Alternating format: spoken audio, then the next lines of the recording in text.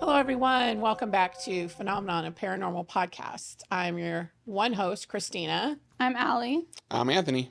And our producer, Ray, is over there behind the cameras. And we're here to, again, talk about the weird, creepy, supernatural, paranormal side of life. And we've got a great episode for you today because we are finally going to be talking about all things Bigfoot. Finally. And big feet for that matter, because, you know, as you may know, there are several iterations of Bigfoot all over the world.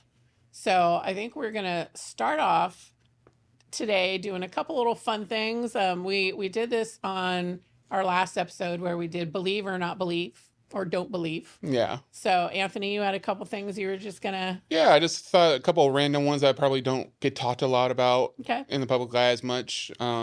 First, how about the British big cats of the UK?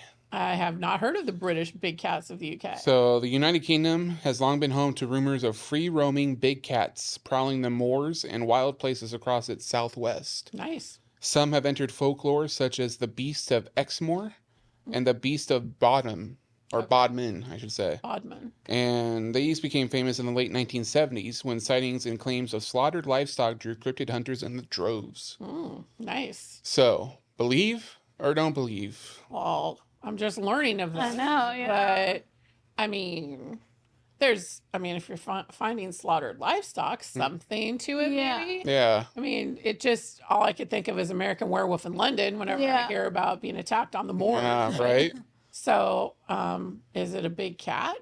Maybe. I mean, it's interesting because there's also wild big dogs that have been reported in the UK as well. Oh, wow. Over the years. And so, are they seeing the same thing and they're just being misidentified across from one another? Is it a shapeshifter? Is it a shapeshifter? Yeah. I don't know. But a lot of different kind of creatures have been sighting along the moors. Well, the moors are an interesting place apparently in the UK. I So, want to go on the moors. yeah. Okay, Alyssa, what about you? I'm on the fence just because I just learned about them too. I mean, it's possible. Anything's possible. But like you said, it could be totally like something different or a shapeshifter. Mm-hmm. So I'm on the fence. I don't know if it's officially them. Yeah. The other thing to consider too is you see reports in the US a lot of people who have money who keep wild animals without really reporting it to the government and stuff. And sure, that's not just in the US. So it makes you wonder, are there people in the UK who have brought lions or big wild cats to these moor areas and on their property, and then they get loose somehow. Yeah, you never explanation. know. You know? I mean, and there's other possibilities too, but that would all play into a little bit of what we're talking about today. So I'm not going to say anything. Yeah, don't say it. But what about you, Ray? Well, I'm kind of agreeing with what you guys said about the shape-shifting aspect. Yeah. I don't know of many big cats in the UK. Yeah. I've been there once, didn't see any big cats. Yeah. Oh, that's an interesting point. Yeah. Yeah, so Yeah. shape-shifting, I think, is a real possibility. Yeah. Yeah, so I like that one. What else? This next one is a doozy. Okay. Okay, and you may have heard of this, but it's not really talked about quite a lot. The Jersey Devil. Of course. Mm-hmm. The Absolutely. Jersey Devil, very well known, but yet Mothman kind of overshadows him a lot. Right. So you don't really see him, but this is from New Jersey. And it's the weirdest body conglomeration of different animals that I've ever heard of on a cryptid. It's described as having a kangaroo-like body with a goat's head, leathery bat-like wings, horns, clawed hands on small arms, cloven hooves, and a forked tail. It sounds like somebody's worst nightmare they had one day, and they just woke up and they're like, I'm writing all this down. And It's like a scientist was in a lab and just put all these different animal parts together, and then they just got loose somewhere. But this thing's been sighted in the New Jersey Pineland forest area for more than 260 years. wow, that's a lot. I didn't realize Yeah. it was that Neither back did I. that far. And they're very famous, these creatures, for their blood-curdling screams Oh, in the Pinelands. I bet there's recordings out there of these. Sure there are. I'm sure we can find some. Right. So, believe... yeah, Ray, get on. Like a Ray task for me. I thought you were asking me to scream. No, if you could imitate one. Moving on. Yeah, right? So, believe or don't believe? I mean, I believe there has to be something to something that has that far back of a history. Yeah. What that thing is, I don't know. But to me, it just is kind of like the chupacabra that we talked about in our Latin America episode. It's that one hasn't been around near as long, but the number of sightings and just instances that make you really have to stand up and take notice. Yeah. You know, and it's something, you know, very similar, this weird looking creature that doesn't look like one thing or another. It looks like several things. I mean, it's interesting too. It'd be around the time that Europeans first started coming to this country, Right. and establishing colonies and stuff on this land. That's a long time for these sightings to be going on, Right. And for it to persist into our modern age. I mean, I remember just a couple YouTubers were making a video on it a year ago. Right. So, what is this thing, and how has it gone unfounded this long? My mind goes to so many different things when we're talking about this stuff. You know, cryptids all across the board is, you know, we talk about portals, we talk about interdimensional beings is what I'm thinking of. And it's like, you know, aliens in and of themselves, all these just bring to mind the fact that, you know, if there are portals or, you know, parallel dimensions, you know, what things could be getting through to another side. Right. It's taking You know? every ounce of energy I have not to go into a Stephen King tangent right now, I'm because sure. there's a lot of stuff that he writes about that kind of has a lot of to do with that Of course, stuff. yeah. But let's just say I do believe there are spaces out there Yeah. between worlds, Liminal spaces. you know, and what kind of lives in those places, who knows? Right. I just don't think that there could be that many sightings of things that somehow we can't seem to capture and just have this tangible piece of evidence that says, here, look, this is a dead Bigfoot, or this is a dead this or that or the other thing. You know, they're going somewhere and coming from somewhere. And that's how I feel. Okay, sue me. What's that? It's really hard when you guys go on a tangent, because then it's like, what else do I say? But I'll say this, that stop. Okay. I'll say that I think there's something out there that you could call a Jersey Devil that, you know, you've either had sightings of or, you know, heard. But is it exactly like it's described? I mean, I don't know. I feel like it almost like it's a telephone thing where, like, it may have started out looking at, like, this one exact thing. Yeah. And people just embellished or added on to it. Yeah. So there might be some descriptors that match, but do I think all of them? Probably not. But you could even go deep right there with what you're saying. And, you know, you look back at the drawings in the Egyptians' time, or even, you know, beyond that. You know, back even further. Ancient Sumeria. Yeah, I mean, you look at some of the drawings they had of their deities and what have you, and you've got one with the head of a goat, and one with this, and one, well, Pan's another one. And, you know, those all come from somewhere, right? Right. So is it just multiple people's interpretations of things? Is it something that was actually cited? You can go that deep means conspiracy about that, because there are a lot of alien enthusiasts who Of believe course. that those are just experimentations that the aliens did, Right. kind of crossbreeding humans with animals and stuff, and then that's what became the ancient people's deities. Right. Is there any truth to it? I don't know, but it's persistent to every culture, I think. So it's like the Probably. New Jersey Devil, for instance, it's our modern day, you know, thing like that. Anubis. That we have that later on we're going to be drawing on some wall Right. with graffiti, probably. Yeah, Yeah. right. Time that people are coming back and see hundreds of years later and going, what the hell kind of stuff did they have around here? Or look at the TNT domes in West Virginia and all the graffiti that's there for Mothman now, Yeah. and Interpol Absolutely. and stuff. So I mean, it's gonna persist. It's gonna be there. Absolutely. For the record, yeah, I do believe there's something there. I don't know, like you said, if it's exactly what they describe or if it's just kind of taking a life of its own. But something was seen somewhere Right. that kind Any- of jump started this whole thing. So I believe it. Yeah. Right? Yeah, I'd like to say I believe it. You guys get me on this portal business, and I could believe anything. But yeah, no, I've heard of the Jersey Devil before, and it's a crazy creature. Yeah, it really is.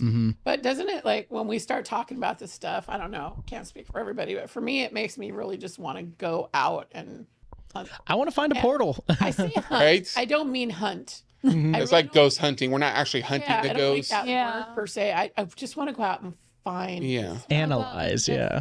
Yeah, investigate. Yeah. it, Yeah.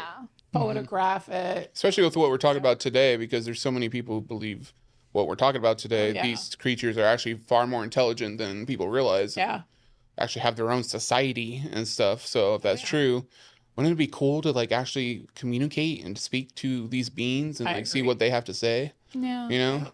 I couldn't agree more. So Well, I think this episode is gonna really be fun for Ray when he's finding and listening to and looking at footage, because there's a lot of it out there, so much of it.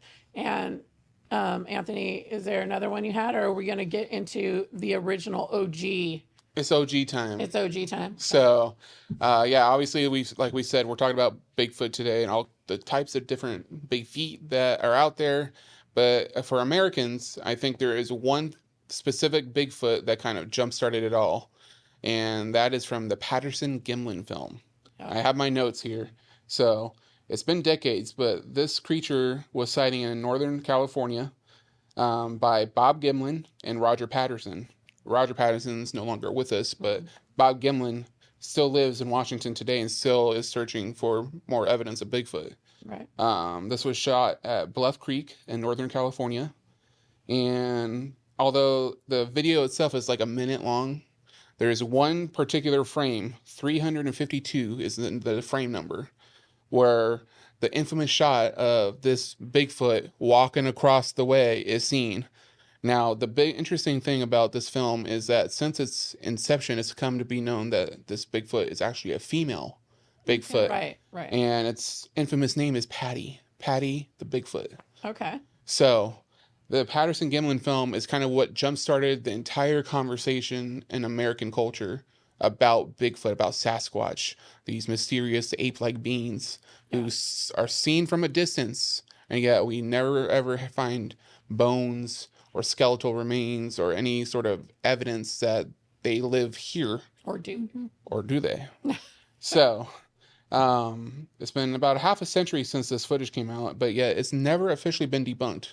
Of all the videos that have come out of Sasquatch and Bigfoot that people have gone and kind of debunked, or evidence has been found that people have been faking and putting on, Sasquatch costumes and stuff, this is the one film that no one has ever been able to debunk.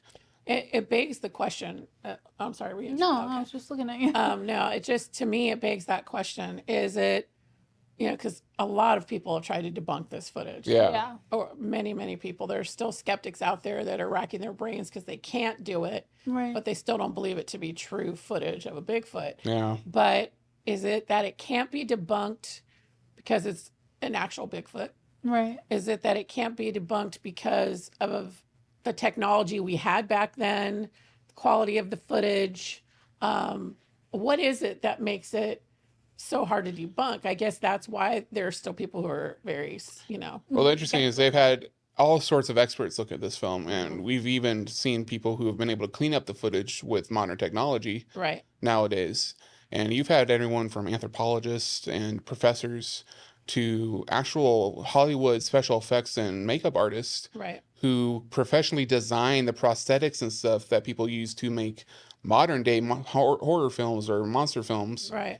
And they'll all tell you, like, when you analyze this footage, it does not look like a costume or prosthetics that someone is making. Because this was actually filmed during an era where, like, Planet of the Apes was filmed not long, around that time. Right. And so a lot of people were like, well, no, this has got to be fake, right? Someone, like, made a costume. But the movement of the body and the actual impressions that you can see are being left on the creek when Patty is walking, it's not consistent with the actual prosthetics that would have been used in a film in that era. Yeah.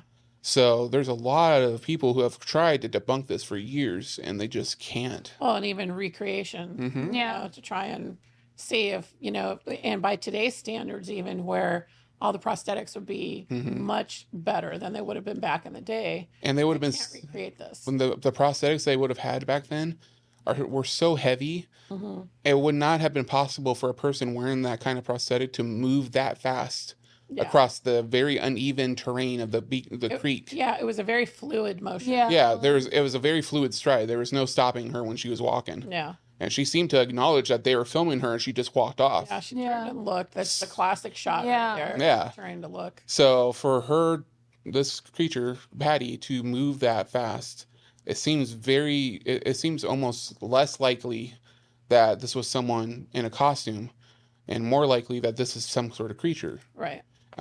Just in today's day and age, we should have been able to debunk this if it was faked. You'd think so. So that's the infamous start to the Sasquatch lore in America, the Patterson-Gimlin film. It really kicked off a craze that just has not died down, but amped up year after year.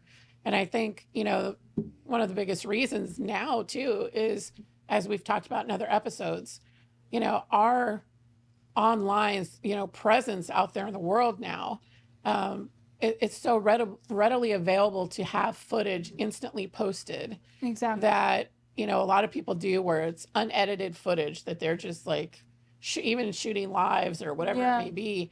And there's so much stuff being captured out there now. Right. That, we've seen a lot of it. And you're like, that's not just an ape, and, it's not a man. And it's, you can plainly see things walking through these woods or on people's properties or what have you. So it's only just bolstered it that much more. People are actively out there looking and recording stuff. And the fact that even today, like, some of the most compelling things that I've seen are the structures that are being built. Oh, yeah. Because you don't always hear about this when you talk about Bigfoot, but the professionals who are out there looking, they find these really elaborately built structures from trees that are bent at an odd shape that shouldn't be possible for humans to have bent this way. Right. But they're bent into a way that, and then tied with some sort of string or rawhide of some sort. And it's almost like an enclosure or a map of some sort, like a marker. Right. That's what they think is like they're marking territory. Yeah. So that others know to stay away. Yeah. Yeah. So, I mean, that's the more compelling footage for me, or evidence that I've seen, is like, what is making these structures? Because if it's a people, that's a lot of work to be putting in, because there's not just one marker here and there. There's like a lot of markers in these areas. Yep. And again, the strength it would take to form these structures, it would take a lot of people and a big crew to put them together. So I have a hard time believing those people would have gone unnoticed. No, right. So I agree. All right. So I guess it's over to me now, right? Yeah. So again, we've mentioned how there's a lot of different iterations of Bigfoot all over the world. Ones that you're probably very familiar with, whether it be, the term Sasquatch as opposed to Bigfoot, or one that Alyssa's going to talk about coming up, the Yeti. There's one called the Spoiler alert.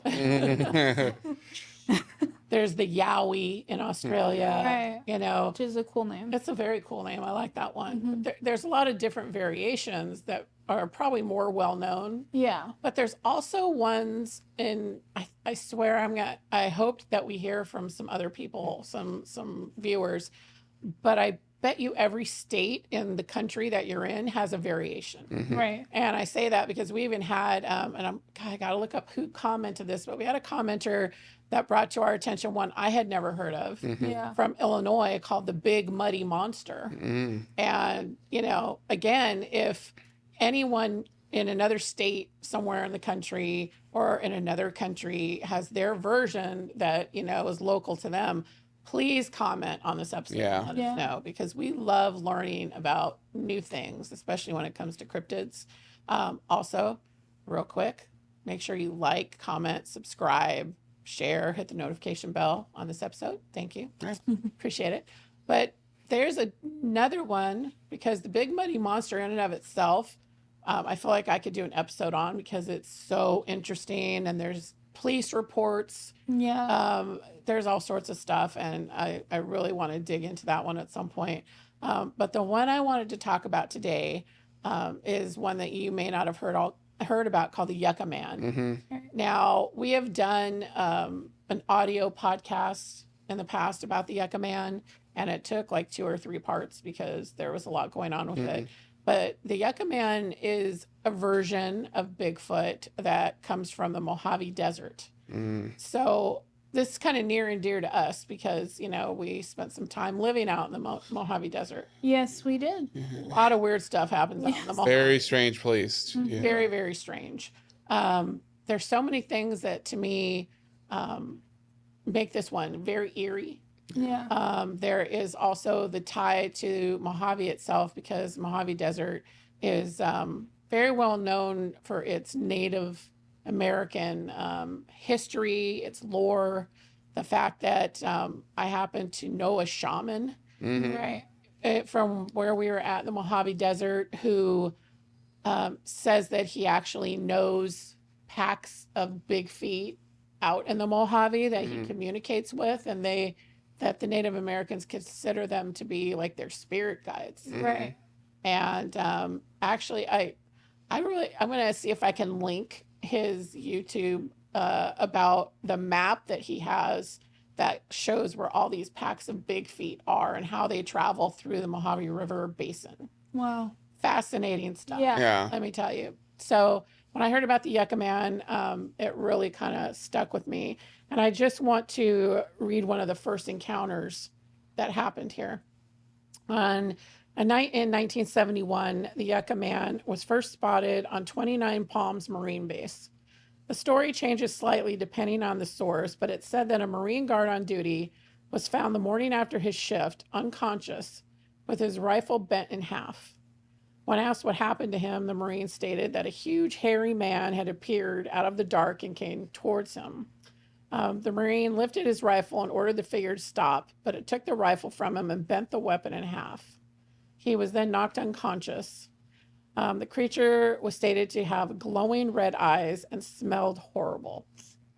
According to this one source, both the FBI and CIA were brought in on the investigation, and it was not clear what they found out. Apparently, there were at least 2 other sightings of similar figures that night. One described that there was a 12-foot tall figure with a smaller figure beside it. Other reports called in that their dogs kept barking at something in the neighborhood. So that's one of the first encounters that were recorded of the Yucca Man. He's given this name, of course, because one of the most popular and only real vegetation in the desert is the yucca tree. Yeah. Yeah. If you see what the yucca tree looks like, it's kind of a big looming Yeah. figure with like spiky Yeah. things all over it, which sounds a lot like the Yucca Man. Yeah. Right. Other reports. There was another instance that was pretty infamous, which was in Fontana, California, Okay. which was our home turf there for a while. Yeah. Yeah. There's a racetrack that was north of one of the biggest stretches of Route 66, Foothill Boulevard. Yeah. It was Mickey Thompson's dragway. Any racing fans out there are probably very familiar with Mickey Thompson. The racetrack ran from 1955 to 1972 when it closed after a series of deaths. Spectators of the crashes said they saw someone they call the Speedway Monster, which was assumed to be a wild man resident of the nearby San Gabriel Mountains who frequently crossed the land at the edge of the dragway.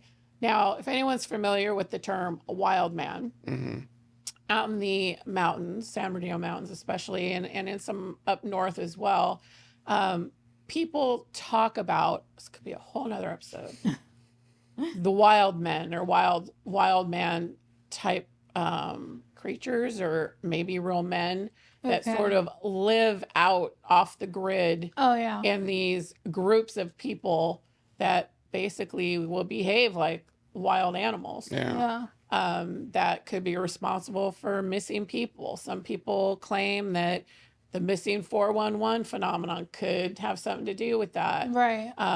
It's a theory, but that's what these people thought may be happening, that it was a wild man that came down.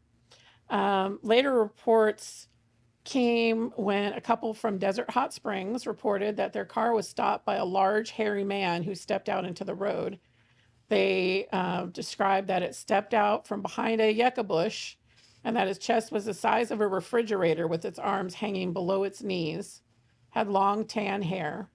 After stopping the car, the figure then left and ran off into the desert. And in that same year, possible Yucca Man footprints were found, each about 1.5 feet long and 6 feet apart.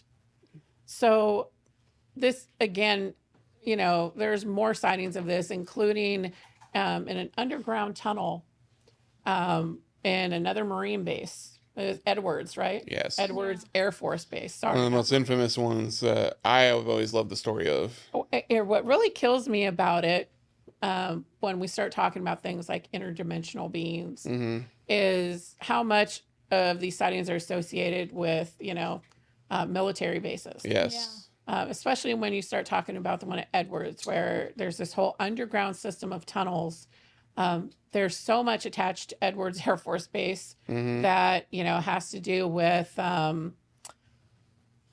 occult stuff, that has to do with these sightings. Right. There were, you know, people who saw it, just like the glowing eyes after seeing these big hulking creatures. But then the creatures seemed to disappear and all they could see was the glow of the eyes. Right. Yeah. You know, when we talk about whether or not things zip in and out like that interdimensionally, I think you have to kind of look at cases like this. Right. Well, interesting thing to me too was where they were sighted, because weren't they sighted in the tunnels underneath the base? Exactly. Where some of the military's weaponry? Yeah, very covert kept. stuff was going on. Yeah, stuff that public's not really supposed to know about, and these creatures were kind of seen running through these tunnels, Right. Yeah. and then disappearing before anyone could catch up to them. Exactly. So it's like, what were they doing underneath the tunnels? And they were hearing the creatures behind them, but would turn and look and they couldn't see anything but the glowing eyes. Yeah.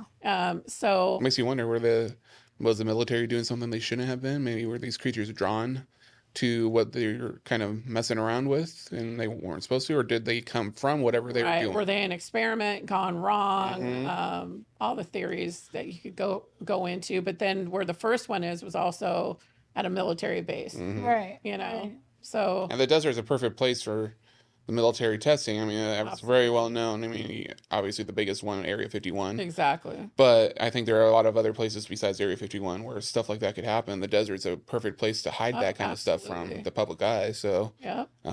it's no wonder that these creatures would be sighted there. Yeah. Yeah. I don't doubt it at all. So that's my weird big feet.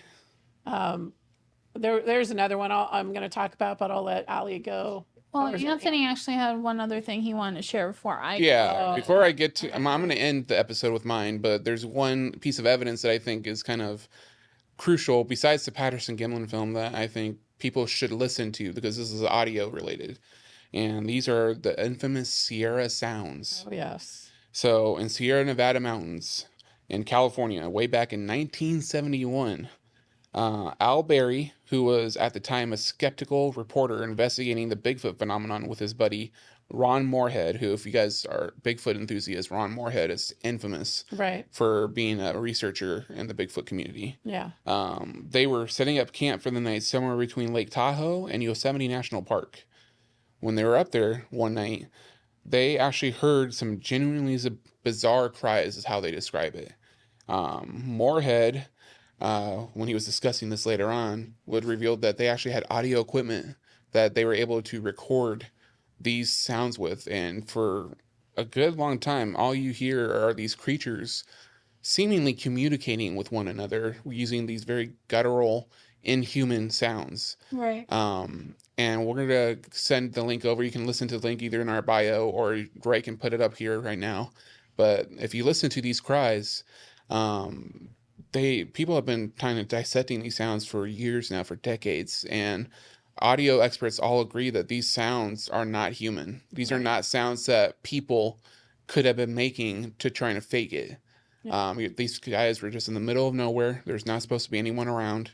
The interesting thing is years later, and I'll do my research to back this up, but when the fires were raging in the last few years over in Northern California, this area was one of the areas that got hit.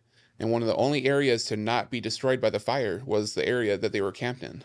That's right. Almost they like built like this whole structure there Yeah. as well, right? Yeah, because they went back for years after this initial recording to keep trying to interact with these creatures. Right. And, it wasn't just the sounds that they were making, but you can actually hear that these creatures started trying to come into the camp while they were still in it. And so they're in their tents and they're hearing these creatures kind of trying to approach the outline of the camp. And they're messing with some of the stuff that they have set up around there. Right. They're throwing things at them. They're trying to communicate. Probably trying to and- get them out of their territory. Yeah. Yeah. It's almost like there's something about that area that was precious to these creatures. Like This- sacred. Yeah. And that's why it's so interesting that this is one of the few areas in Northern California that wasn't burned by the fires that were Yeah. raging up there. Yeah. What is it about this place? I don't know. But Well, these sounds have become some of the biggest pieces of evidence that Bigfoot enthusiasts have. right. Because they can't also, no one's been able to come out and say, oh, well, we've identified it as this animal or this Mhm. animal. Exactly. Yeah. And there's plenty of experts who have tried. Yeah, Yeah. and there's a lot of wildlife out there. So you think that people who study these wildlife areas, you know, especially experts like anthropologists and stuff like that, they should have been able to come forward and say, no, it's this creature that, you know, they were out there. This is their mating season or whatever. Right. But there's nothing like it out there. Yeah. And you know, it hasn't been heard from since in that area. So It's really interesting. yeah, I mean, there's a lot of reports of it in other areas in Northern California. Mhm. But you know, this in 1971 was the big year that this happened. Seemed like there was a lot of stuff in the 70s Yeah. Mm-hmm. where these, you know, people talk all the time as well. You know, Bigfoot's real. You know, why hasn't anyone been able to capture one? Why hasn't this? Right. You know, for me, if it is like a portal situation or Mhm. interdimensional, you know, if they have a level of intelligence, you know, they're going to not keep coming back hmm to the Yeah. same places, knowing that, okay, people are getting closer and closer. Yeah. You know, they're seeing us more all the time. We're going to come here. We're going to Yeah. change it up a little bit. Yeah. You know? Yeah. I don't know. Just a thought.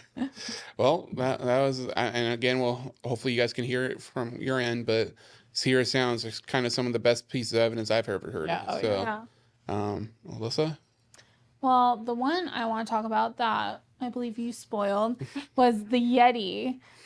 He's always been a favorite of mine. I don't know, there's something about him that just like, he's cool, you know? I mean, he's in the Himalayan mountains. Right. He likes the cold, you know? I mean, he's different than all the other big Right. feet to me. Well, he's like that claymation Yeah. abominable snowman dude, right? Exactly. Or like in Monsters, Inc. Monsters Inc. Yeah. Hey, Disney fans out there, you guys know the Yeah. abominable snowman came bustling out with some snow cones, right? Yeah, Oh, yeah. that's right. So, Yeah. who doesn't love the Yeti for that? I love that Exactly. part. Right? Yeah. Right? Great movie, by the way. It's fun. Yeah, but you yeah. know, It's a good time. that He's the that's- fun Sasquatch. Yeah, that's just my vibe from him. The fun uncle of Big Feet. Yeah. But the thing about him that I want to talk about is just like the kind of lore around him and how long I guess people have been even talking about the Yeti, which is a lot longer than people probably even realize. Okay.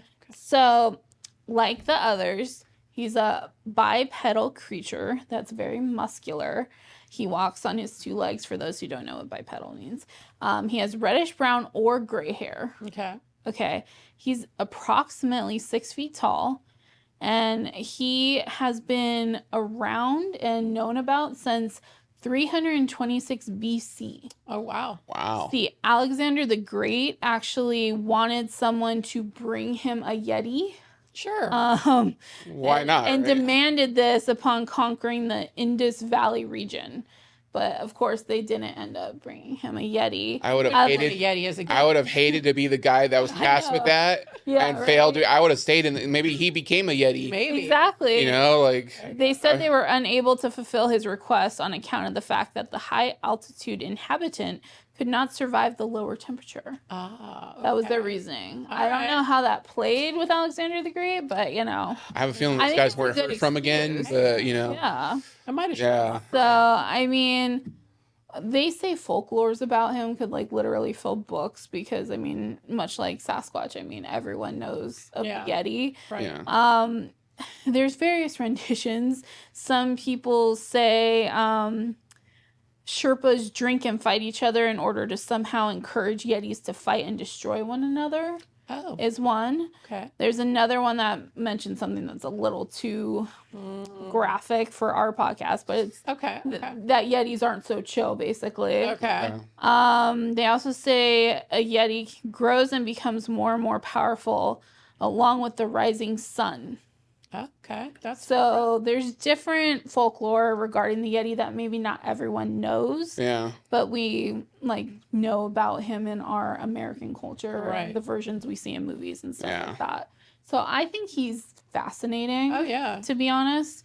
And there's more I'd like to learn about him, but like literally it would take forever. Oh yeah. So If I may, actually, I went to London for one summer as a college class, and I Yeah. got to see Charles Darwin's giant, like his first rendition of books that tried to put different animals in their family and genus, and he Right. wanted to just draw a line from the animals now to what their ancestors were. Right. And he Right. wasn't sure if the Yeti was one or the Phoenix. So there's a whole section I got to That's read about. Really? Yeah, the unicorn, Yeti, and Phoenix all belong in this little chapter that See, they Wow. don't know what it That's could be pretty cool. related to. Yeah. Phoenix is one of my favorite creatures. That's really Yeah. cool. Oh Yeah. yeah. Mhm. That's pretty yeah, cool. I like Yeah. like that. Yeah. Yeah. Yeah, I love Charles Darwin. Yeah. Oh yeah, for sure. He's very fascinating. Well, when it comes to the Yeti, I was going to say, Anthony and I have seen the episode with Josh Gates from Expedition Unknown. Yeah. Shout out Josh Gates. Yeah, shout out Yeah. Josh Gates, Travel Channel. Yeah. Okay.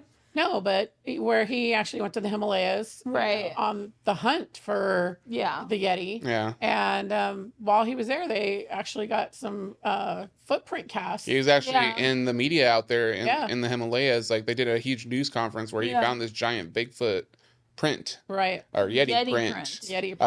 But basically the same. Yeah. So they never really were able to discern like this is for sure the Yeti's Yeah. footprint, but it's just it wasn't a creature native to that area. Yeah. Left this giant footprint. And didn't they have DNA also? They did, and they did Yeah. determine it was in the ape family, Yeah. but they couldn't determine like What a it known ape Yeah. Yeah. that it was. So, I have a question, by the way. hmm. The Yeti also smells really bad. Yes. Why do they all smell so bad? Do we Yeah, know? I don't know if we know why, but it's pretty universal. Yeah, like everyone. I almost says wonder if it's about a- each one. I wonder if it's a defense mechanism, to be honest with you, Yeah. because like an actually- evolutionary. yeah, thing, to repel predators or anyone who would kind of interfere in their territory, why not have a musk kind of scent to kind of drive people away? Yeah. Yeah. You know, Very possible. if you're We have smelling, animals that we know of that do that. yeah. Yeah. I mean, if you're smelling kind of perfumey, I mean, you don't want people coming up to you, you know. So, Oh, he smells good. Yeah. Let's go check him out. so you get out of my territory. I don't smell that good, you know. Yeah, there you go. So, I mean, you'd think their love it. strength would be enough, but I can see Yeah. what you're saying because it'll Yeah. get people to not even approach. there's always that one guy Yeah. who's not going to care how strong someone looks. I got this. I'm coming. But, or at least one guy. yeah, but if they smell, that's a whole other thing. Yeah. There you So, There's still one freak out there yeah. The into one that freak. sort of thing. The Yeti, too, I think is cool because of the area that he's found in. It's just like the desert for the Yucca, man. Yeah. The Himalayan high altitude. No one's going up there. Right. I mean, except for like the adventurous hikers. But those are pretty There's easy so many to. of them now. I know, but they're pretty easy to evade because Yeah. it's a huge area. Yeah, it is. And of course, how many cave systems are up there that we don't know about? Yep. They're just very easy places to hide. And he could camouflage pretty easily Mhm. if he has like the gray white hair. Yeah. True. So, Very true. So yeah. before I finish up, is there something you wanted to add? There was just one thing I wanted to point out. Well, one or two. I don't know. Just when we talk about, there in doing research for this episode, there are just as many articles that state, well, Bigfoot isn't real. So all you people who think he's real, I mean, you guys just need to let the dream go. Right, It doesn't exist right. type of articles. But there is proof of a creature like this existing Hmm. in our world. Yeah. And this is what, a lot of people can use this to say, oh, well, maybe this is proof that Yeah. this creature exists and you just think it's extinct. But then the other side of the coin is the people who say, oh, well, the whole idea of Bigfoot was based off of this creature, Yeah. but they're extinct, they don't exist, and it's not what you guys think, right? So this creature is called Gigantopithecus. Yeah. And so this is a creature that they actually have molars from, Mhm. Okay. dentition, they have Yeah. jawbones from. And there was a paleoanthropologist a German one by the name of Ralph von Koenigswald, Mm-hmm. who walked into a pharmacy in Hong Kong Yeah. and found an unusually large primate molar for sale. Since then, researchers have collected hundreds of these Gigantopithecus teeth and several jaws in China, Okay. Vietnam, and India. So, based on those fossils, it appears that it was closely related to what we now know as modern orangutans, and Sivapithecus, an ape that lived in Asia about 12 to 8 million years ago. Okay. Okay. But with only dentition to go on, it's hard to piece together what this animal was like. Right. Based on comparisons with gorillas and other modern apes, they estimate that Gigantopithecus stood more than 10 feet tall and weighed maybe up to 1,200 pounds. Now, most gorillas only weigh 400 pounds. So you can imagine Right. the size of this thing. Given their size, they probably lived on the ground, walking much like orangutans do with their fists, Okay. but mainly on their back legs. Okay. But just kind of use that's what. But here's my thing. Okay.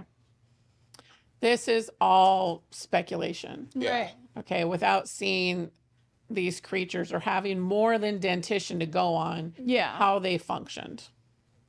I mean, that's just my opinion. Yeah. Right. What do I know? But, you can take that and you can say, obviously, they knew that a very large ape-like creature existed at some point. Yeah. Right. And what, we know is that there are places in this world that not only uncharted places, but places that are too difficult for humans to go explore. Mm-hmm. There is an area in particular where the people firmly believe that there are still dinosaurs Mm-hmm. Yeah. that exist there, or a particular one. Mm-hmm. What's it, the Mokliamembe Yeah. called? But they believe that these creatures are still living. Mm-hmm. It's just they're in these areas that are not disturbed by man. Yeah. Yeah. Right. Okay, so if you look at that, because we have found in recent years species that we thought were extinct that aren't extinct. That's what I was gonna say. I thought it not that long ago that's Right. come up more than once. More than once, So absolutely. it's like, why can't that Or be the case? creatures we didn't know existed. All of a sudden are just Yeah, there. Yeah. and there are creatures at the super depths of the ocean yeah. that look like aliens. Yeah.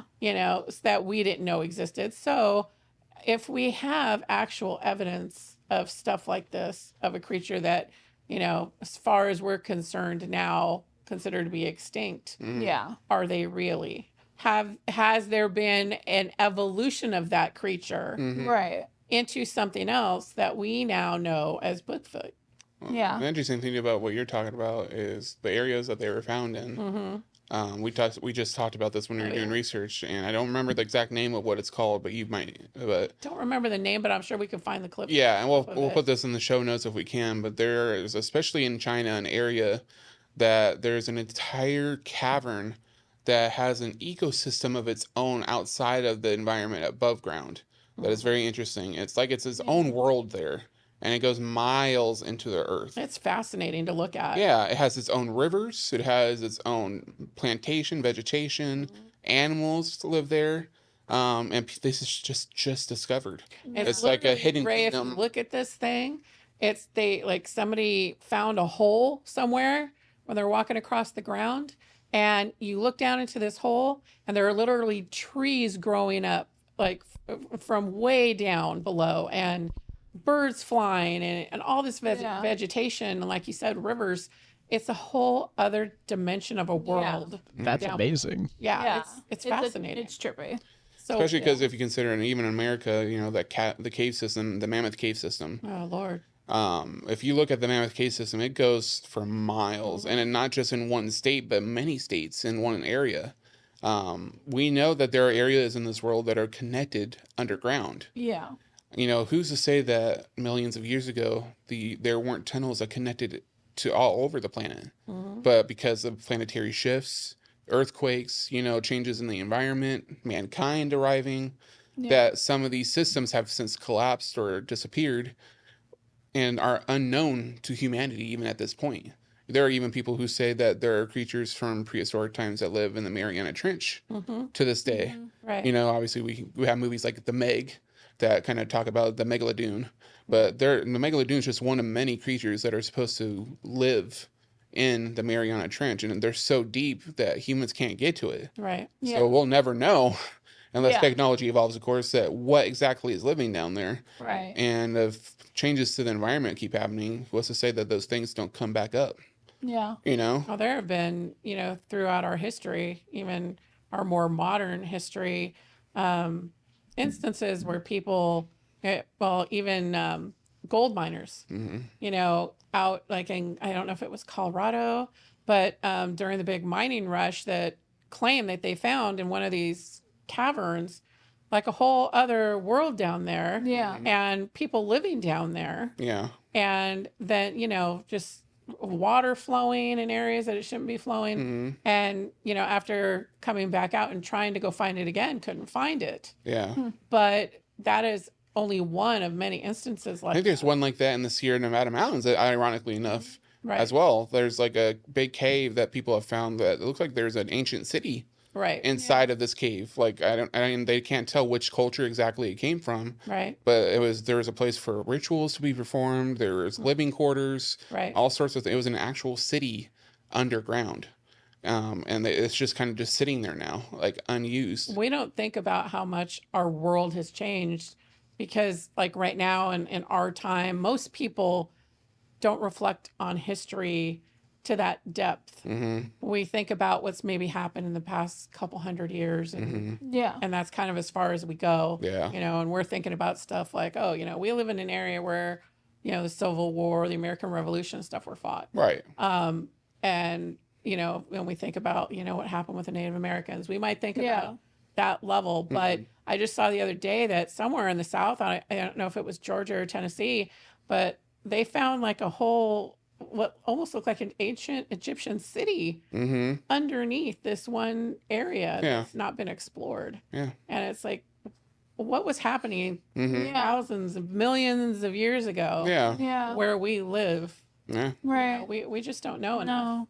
No. So I don't know. That's my spiel on where Bigfoot could have come from. Yeah. Yeah, I mean, the only thing I'll say to end this episode, one last creature that's become real popular in recent years, that's really popular in the South, actually, the Florida skunk ape.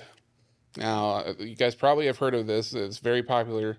It's a skunk ape is known to be 6'6", about 450 pounds, hairy and very smelly, and known to roam the Florida Everglades.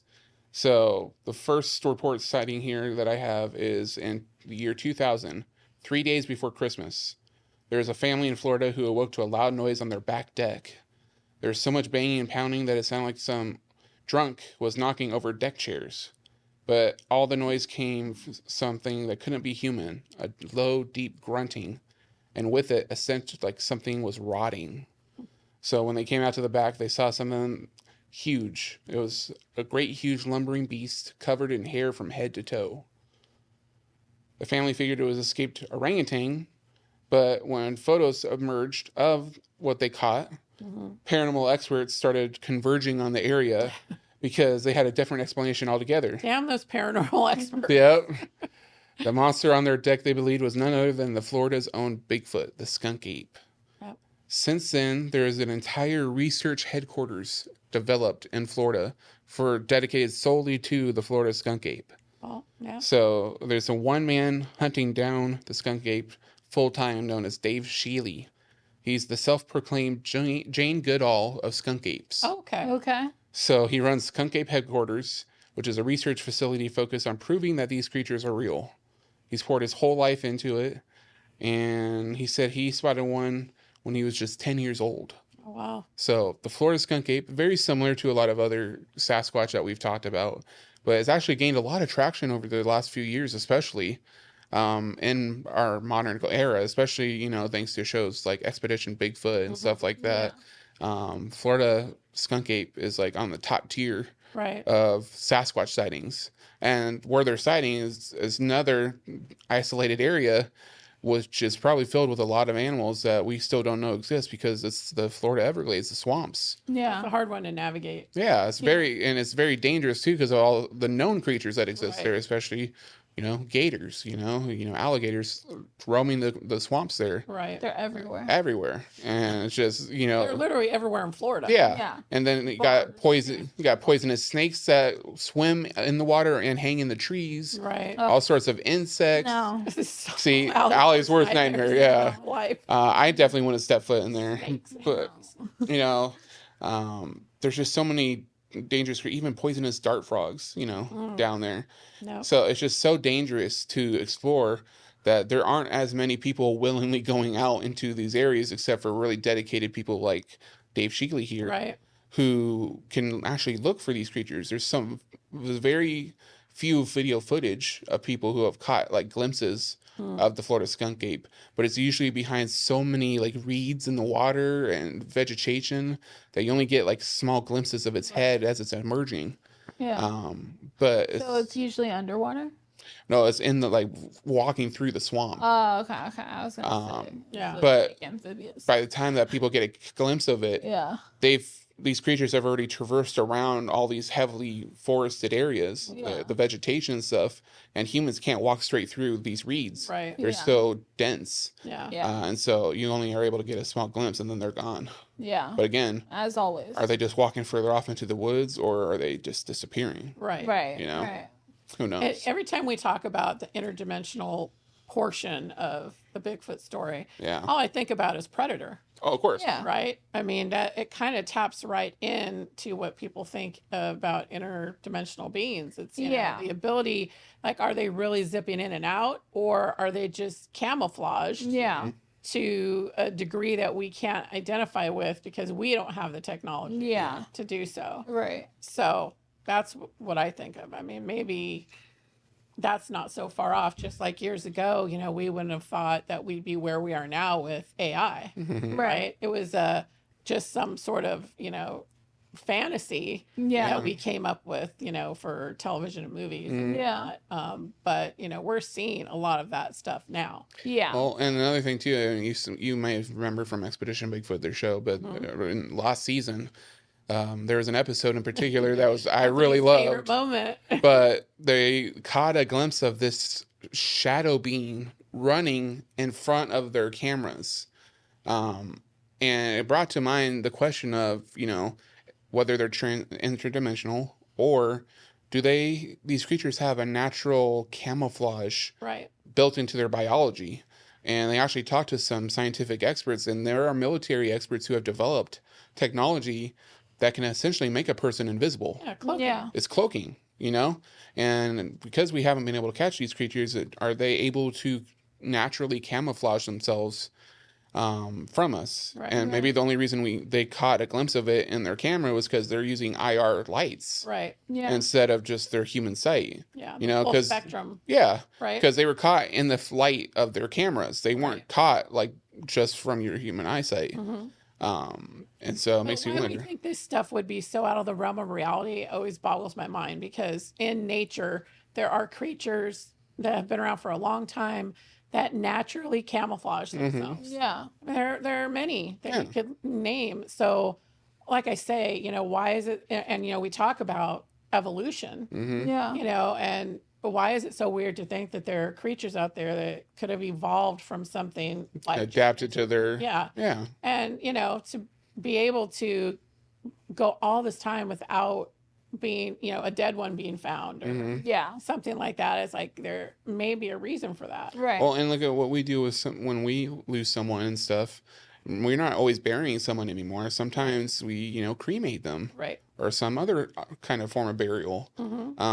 If they're more evolved than we give them credit for, and they're actually intelligent creatures, maybe they've learned how to adapt and to take care of their dead Right. in a way that we can't find them again. Right. yeah. You can't say for sure one way or another. No. So, To me, this just all goes back to the alien talk that we always have. It's, it's a matter of, is your mind open to the possibility of Right. things, or are you just, you have a very set way of looking at things? I know Yeah. that Yeah. a set way of looking at things that says, well, this is, you can't show it to me. I'm not going to believe you. Yeah.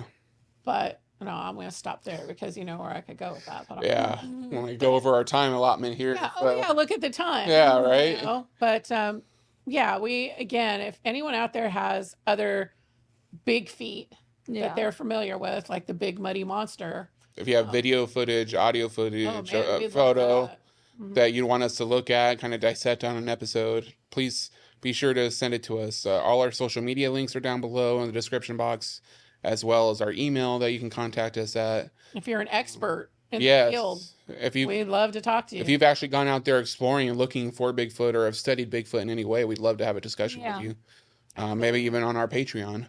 Yeah. That could be a really cool exclusive. So that's another thing. If you guys want to sign up for Patreon, not only would you get an episode like that where we're talking to some experts, but you can also get a discount on our merch shop. Right. So be sure to sign up for our Patreon and get your 15% out discount on our shop. There you go. So All right, guys. I think that's it. I think we're good on this one. We could go for hours and hours on Bigfoot, so we won't do that today. But thank you again for tuning in, and we're going to have much more coming your way. So, Anthony, you want to take us out? Yeah. Thank you guys for joining us. Make sure to like, subscribe, comment, share, hit that bell button, and we'll see you guys next time. Remember, don't fear the unknown.